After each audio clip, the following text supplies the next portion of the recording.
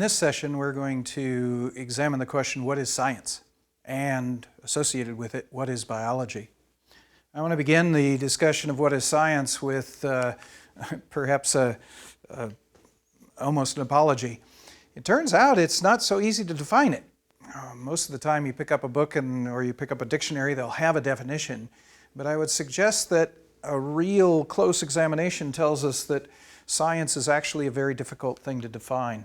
And why is that? Well, one of the reasons is there's several things in our society, in the English language, there are a variety of things called science that aren't the kind of science that we're talking about here. For example, you'll see occasionally references to things like the science of fishing or the science of polo or something of that nature. And really what it means in that case, they're using the term to refer to the art or the rules or the procedures involved in a particular some activity.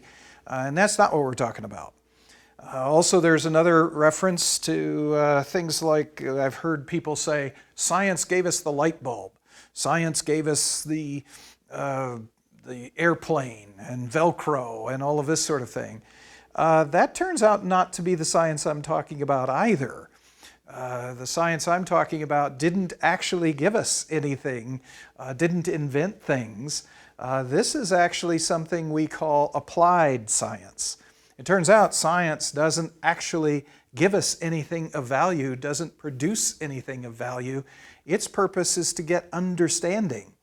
And now you can take that understanding and then use it to build buildings and cure diseases and that sort of thing. But that turns out not to be the science I'm talking about. The science I'm talking about is discovering things, is learning things. To take that information and use it to make something useful is actually something we call applied science. That's a different kind of science than the science I'm interested in. So we usually call that kind of science, the one I'm talking about, natural science, as opposed to applied science, or maybe we call it pure science. Those that think that's better, I guess, than the applied science would call it pure science. But natural science studies the natural world to understand the natural world. That is different from applied science. And it turns out that even within that discipline of natural science, there's so many different natural things in the world. There's stars and critters, and there's the earth itself. There are people that study very different things. I mean, studying stars takes quite a bit of different equipment, different procedures than studying a bacterium. And that takes something different than studying something at the bottom of the ocean. That takes something different from studying the inside of the earth. So since natural science studies so many diverse things, so many different things, there's a lot of different fields of natural science. Makes it difficult to create a definition for science that sort of pulls them all in. We also have a problem that there are many false definitions of science in our society. As a matter of fact, if you go into a typical textbook, you're going to find a false definition of science. This comes about as a consequence of several things. Most of the time, the reason that we have false definitions is because in our society, science has come to be valued very highly. When a person is called a scientist, other people are impressed. They tend to be impressed. People tend to want to be called a scientist, or if you said, you're not a scientist, that comes as an insult. And so given that science has in our society come to be known as something important like that, that creates problems because people want to be scientists. They want to be called scientists. So guess what? They want to change the definition of science to include them if they don't happen to fit into that definition. Or they like to change the definitions to exclude people they don't want to be scientists. So the problem of pride in our society and the problem that our society elevates science creates special challenges there, that people will distort the definition to get more respect for themselves. They'll distort the definition in order to exclude people they don't want to support or favor, and they'll change the definition to make what they do even more important. All this leads to challenges in defining science. So I think the very first thing we need to do here is admit from the outset, when we're asking the question, what is science? Admit it's a difficult thing to define. And it may be that we can't get a good, solid, firm definition, where we might have to take it easy a little bit, step back and get a broad definition that usually works, but maybe not precise definition. There's always going to be areas of gray, uncertainty. What's the difference between the applied science and the natural science? When have you stopped learning about something and started to create something? Sometimes that line isn't easy to define. When is it that you're studying the natural world as opposed to what's not the natural world? Sometimes the natural world fuses into the non-physical world. For example, if science is a study of the physical world, which I believe it is, then if there's a non-physical world, a spiritual world that's integrated closely with it, then studying the physical world might get really close to and cross the boundary into studying the spiritual world. In which case, where are you going to draw that line? There's going to be some difficulty drawing a line between the physical world and the spiritual world, so sometimes we're going to have difficulty drawing lines between science and non-science. So that's another challenge. We also keep in mind, as I said, that natural science is so broad, there's so many different fields involved, and there's different personalities involved. Humans that do science, the scientists, have very different personalities. I was always impressed when I was in college being taught for the first time by scientists that I realized that a person's personality, my different professors had different personalities, and the personalities showed up in their science. The person that tends to be kind of bombastic and moves and talks fast produces science fast, produces lots of papers, and is usually very brave in those papers, kind of crossing boundaries and making people nervous and all of that with crazy ideas. And then there'd be another person who, because of their personality, is laid back, takes it slow, takes it easy, and is very precise, doesn't produce very many papers, and doesn't rock the boat. Tends to stay with theories that, proposing theories and playing with theories that don't make other people nervous. Very different methods are used by different people because we're talking about different personalities. So we have different things to study and we have different personalities. That results in very different, if you were to watch it from the outside and say, what is science? You're going to see very different things done by different people. And we have different theologies that people have. That's going to make a difference as to whether they cross that line between the physical and the non-physical, for example. We have people of different cultural backgrounds. We have all sorts of differences among those who do science that make the defining of science difficult. Also, there are so many different things to study. Stars. You can't touch the stars. So it's not like you can pick up a rock and study a rock or play with an animal or a plant. The stars can't be touched. Furthermore, it takes time for the light to get from the star to here. So actually, you're not studying the star in the present. You're studying the way it looked in the past. So for example, light from the sun takes 8 minutes to get here. You're not looking at the sun when you're looking at the sun. You're looking at the sun 8 minutes ago. The sun is no longer that way. It's right now. You can't see the sun the way it is right now. You won't be able to see the sun the way it is now until 8 minutes from now. That's just weird. And the farther it is away, you're looking at Jupiter 1 hour ago. and that means, wow, that's a different field. You're having to approach and study stars in a very different way than you study animals and plants. And of course, studying the microorganisms that you need a microscope for requires different equipment, different approaches. And look at the things, I mean, people are studying brain, some people are studying fish on the bottom of the ocean, some people are studying microorganisms in the bottoms of wells, miles beneath the surface. Others are studying, even in biology, you've got an incredible variety of organisms. Those that live in the ice, those that live in hot water vents, those that float around in the atmosphere. So given that there are so many different things to study, very likely people use very different methods in studying those different things, making the definition of science a challenge. So, given all those caveats, that we must be careful, we can't really settle on a precise definition that's going to, when you see that oh, now I know this person's definitely a scientist, this person's definitely not. There might be some folks who clearly will fall within our definition of science, but then there's always going to be gray areas. And people are complex, so we need to keep our definition kind of loose.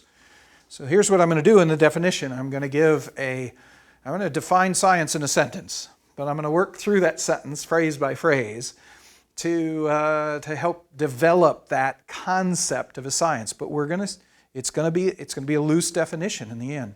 First of all, beginning our sentence, science is something humans do.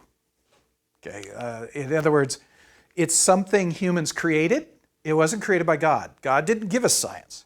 Humans created science, and humans do science. I don't think God does science, and I don't think angels do science. I don't think rabbits do science. Humans created it. Humans do it. It is a distinctly human thing. Now, why do I even emphasize this? Well, humans have personalities. That means science, it turns out to be have some of the characteristics of humans. It's kind of funny. It's got personality, if you wish. Part of what makes it difficult to define. Because it was created by humans, done by humans, performed by humans, it's a little quirky. It's got kind of the human characteristics. Also, it's important to note here by this that as a scientist, I'm trained as a scientist, work as a scientist, as a professional scientist, that I tend to see this word science as a verb. Now, it isn't. It's a noun. I understand that. If you go to the English class to find what it is, it's a noun. But I often will refer to science as something I do. I do science. It's something alive. It's something, it's not just something you sit here, oh, I'm going to go into this biology class and I'm going to learn a bunch of science, like a bunch of things I got to learn. No, that's not how I see science. Science is something I do. It's cool. It's fun. It's not a pile of information that I have to learn. It's a process of learning information. Yeah, information has something to do with it. But a big part of it is collecting the information. That's the fun part. So at least as far as scientists are concerned, they often see science as an activity, something that they actually do. As I said, both of those add up to the fact that science has characteristic. People in science are not emotionless. Scientists are humans. They have biases. They have there are disagreements among scientists, not always based upon data. It's based upon personalities. There's drama in science, and there's errors. People make mistakes. Scientists make mistakes. Scientists sin. They do things that are wrong. They do things wrong against other scientists and against non-scientists. Scientists are human. That it's hard sometimes for people to realize that, especially since many definitions of science, especially in the textbooks, give you the impression scientists are unbiased. In fact, very often that's the first thing they say. Science is an unbiased study of the natural world about us. That's a bunch of bunk. Science is done by scientists. Scientists have biases. It's much more interesting, perhaps it would be It'd be nice to think that scientists were unbiased and so on, but that's not reality. Science is done by human beings with all the positives and negatives of being a human. But science is something humans do, continuing our sentence, in order to understand the physical world around them. This gives us the purpose of the focus of science. What are humans doing? Well, they're trying to understand the physical world. Again, going back to this reference to applied science produces things that people can use. It builds bridges so people could drive across them. It is what produced Velcro and all of these sorts of things. But natural science doesn't produce anything useful.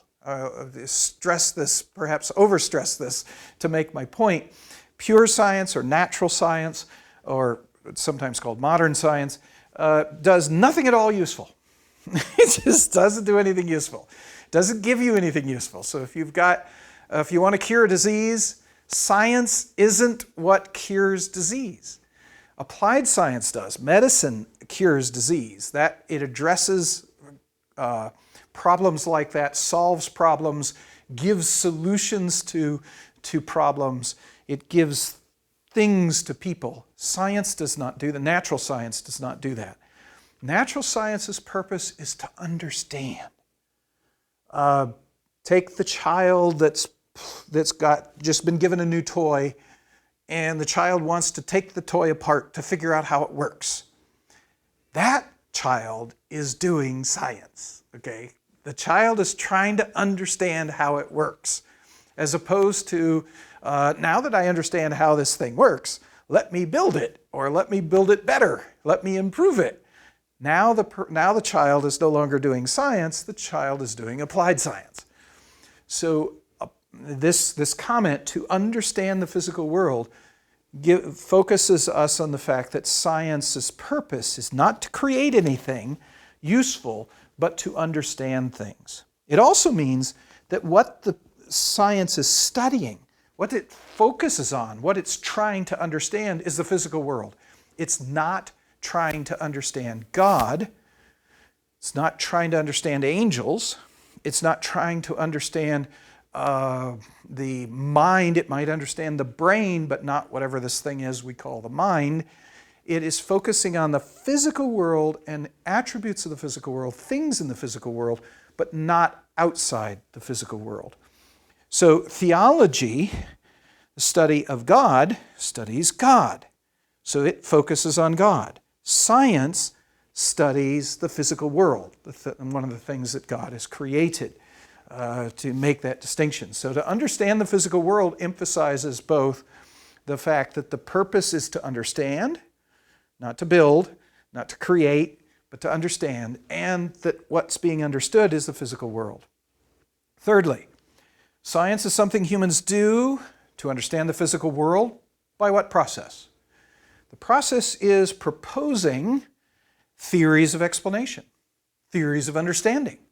If your purpose is to try to understand, then what scientists do is they create these ideas. They think, well, I think it works this way. I think this is its nature. So they propose what we call theories to explain the things that they're seeing. And again, their purpose is just to understand these things. And it's important to note, this is so powerful, that these are proposed ideas that scientists can never know for sure are true. You cannot prove anything in science. I know it's common knowledge to think, oh, science can be used to prove this. Well, you can't realistically use those two words in the sentence in the same way. Science and proof don't go together. Scientists can't prove anything. So what? It's crazy. What do you mean? Well, they're trying to understand the world that exists. You can never know for sure if your understanding is exactly right. Sometimes you can know that the understanding is wrong. I got an idea on how this works, but alas, oh, well, that doesn't fit that. Well, okay, it must be wrong. But what if I've got an explanation which seems to work, and it keeps working? How do I know it's really true? You really don't know. There's no real way to know. There's an apocryphal story. Who knows if it's really true? It's a cute story that my professor, Stephen Jay Gould, shared a number of years ago, and it illustrates this point that you can never know for sure in science. According to the story, there was a scientist whose specialty was the behavior of animals, more specifically the behavior of mice. And he developed this particular theory to explain how mice behave. And it immediately was acclaimed, got famous for it. People got excited about it. It had done so much better than other theories to explain the behavior of mice. It was so good that he actually went on tour. He had a whole sequence of universities that had him come speak. And he did a tour of the United States in giving his lecture on how it was that mice behaved. And so the story goes. He's at the University of Michigan in Lansing, gives his talk on how mice behave, and he then opens it up for questions. In the question period, after a couple of people towards the front had asked some questions, there was a man in the back who finally, his turn comes for his question, and he's an elderly gentleman, so he rises to his feet, and he says, I have a mouse in my backyard that doesn't do what you say he ought to do. Well, upon investigation, it turns out that truly that man had a mouse in the backyard that didn't behave the way that scientist's theory said he should behave. Upon investigation, he realized that his theory was wrong. And he was in disgrace. He couldn't finish his series of lectures at other universities. His theory was ruined. And the warning here is, you never know for sure if your theory might be falsified today, tomorrow. Maybe it won't be in your lifetime. You always hope it won't be, so that you can be famous for your theory and all of that sort of thing. And if your theory is falsified, you do hope that you're the one that discovers it, and you create another theory and become famous with the second theory to explain this thing anew. But the warning here is, be careful of the mouse in Michigan. You never know for sure if your theory is true. Science can't. It might have arrived at truth. It might have discovered the right theory, and you can test it we've tested theories for centuries before somebody found that proverbial mouse in Michigan to show that it wasn't right. You never know. In Christianity, we can read the Bible and know that these things are true. This is absolute truth. But in science, a theory can never be known for sure to be true. I don't have any mechanism in the science to know it for sure. Thus, theories are only tentative truths. They're possible truths. This is a possible way to understand it. Theories are never anything more than tentative truths. They can't be anything more than tentative truths. And this goes, by the way, for even these things called natural laws. There are theories, there are definitions of science out there, very common ones. I can remember the definition from my high school biology text. I can remember the page in the biology text. I can remember the picture at the top of the page, and about 6 lines down, there was a bold-faced word, science, and in the parentheses, it says science, in quotes, derived from the Latin word scientia, meaning truth or knowledge, close parentheses. I was impressed. I looked at that and said, well, wow, this means science is knowledge. Science is truth. Science is it's something that you can know is absolutely true. But it turns out that's not true. In that same textbook, it went on to explain, now the way science works is this. A scientist, in an unbiased fashion, goes out and collects data. Whoops, got a problem, because no scientist is unbiased. But anyway, he goes out there and collects a bunch of data, collects a bunch of information. And then, from that information, he deduces a hypothesis.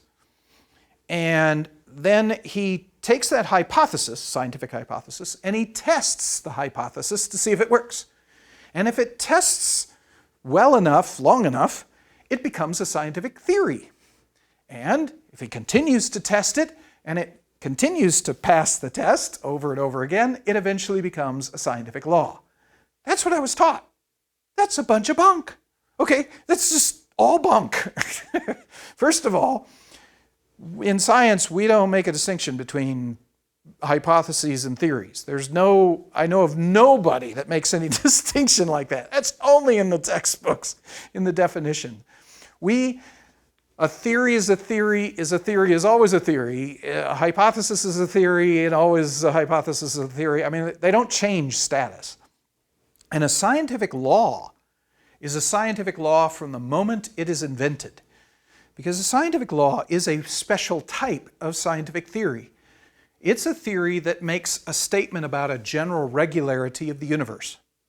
So if there's a theory that says, I think the universe works by there's a thing called gravity in the universe that has the strength of the gravitational force between two objects is a gravitational constant times the mass of one object times the mass of the other object divided by the distance between the two squared. I think that's true. When you make that theory, when that theory is proposed, what you're saying is, I believe this is true across the entire universe. It's been true across the entire universe for all of time. As soon as I make such a statement, that theory is a natural law.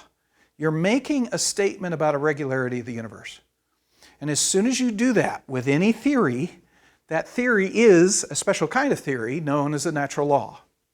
It can be just as wrong as any other theory, and it should be held as tentatively true, only tentatively true, as every other theory.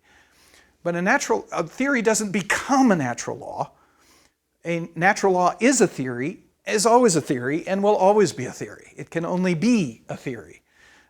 So even natural laws are to be held as tentative truths about the universe.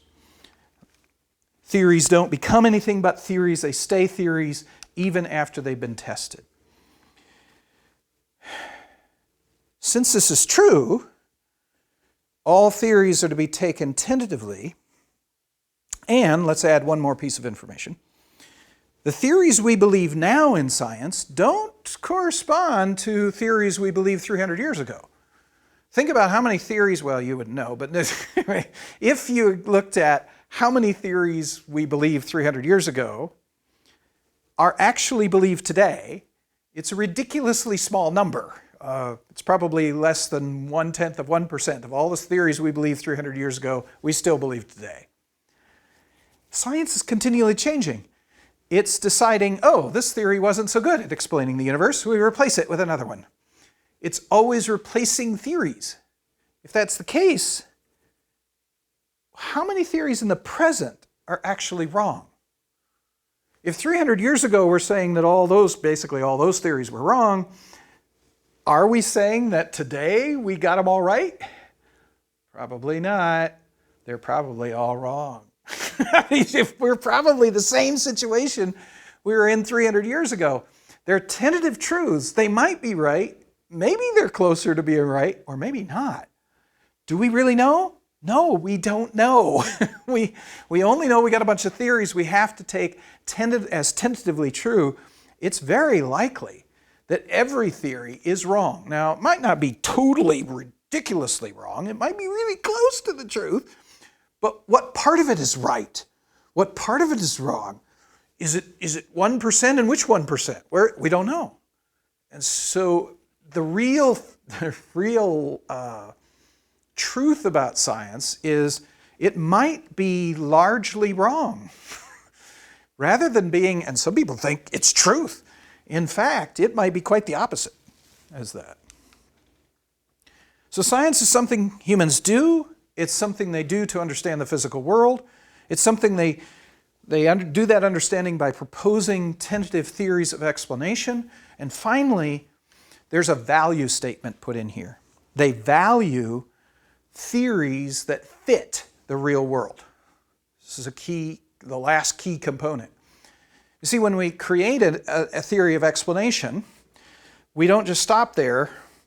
We decide, hey, this is a good theory or bad theory, or maybe even reject it as a theory. Why?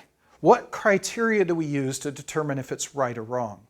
The criterion we use in science is we compare the explanation with the physical world it's supposed to explain.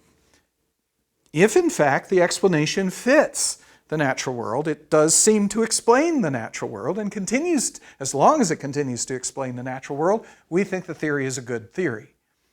If, however, we find something in the natural world that doesn't fit the theory, like the mouse in Michigan that just doesn't do what it's supposed to do, then you throw out the theory, or you modify the theory to make it fit the natural world.